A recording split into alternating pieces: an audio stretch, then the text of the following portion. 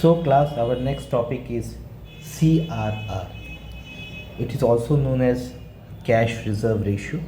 Why this cash is being associated with this term?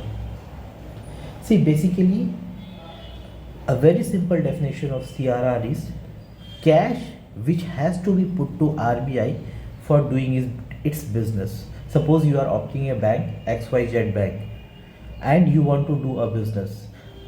A small amount of your total deposit or your total, suppose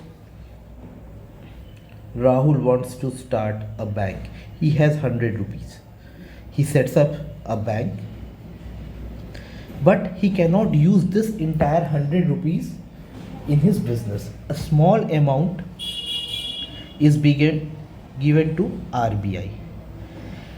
So this small amount which has been transferred to RBI is cash reserve ratio, which is CRR. Why cash?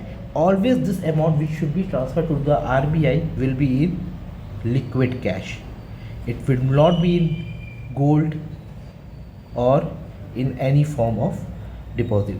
So that is why this term cash reserve ratio is being associated. Always a liquid money. Okay, any doubt you want to ask? Anything you want to know, you can ask now. Okay, fine. So moving ahead. CRR is under RBI. It is decided by the Monetary Policy Committee. Monetary Policy Committee of RBI on fortnightly basis. Fortnightly means every 14 days. Fortnightly basis. Okay. Why this CRR is important? See, CRR is important because it determines the base rate. Now many of you will ask, what is the base rate? What it is all about? See, simply it is the minimum lending rate. It is the minimum lending rate. What it is all about?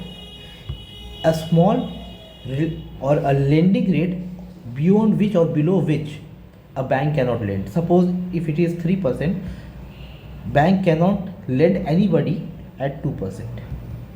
So 3% is the minimum lending rate, and it is being determined by the Reserve Bank of India, RBI. Okay.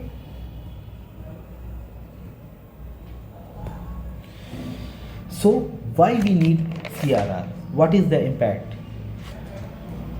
Why RBI uses CRR? See, I show you a small figure.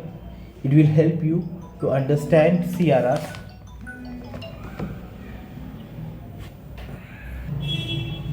So I share you a small picture. See, basically the function of RBI when it comes to CRR is it controls inflation,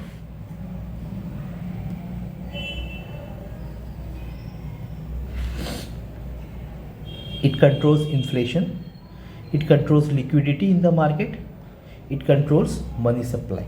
You can also take the screenshot of this if you want. It will be very easy. The major three functions for using the CRR is controlling the inflation, liquidity in market, and control of money supply.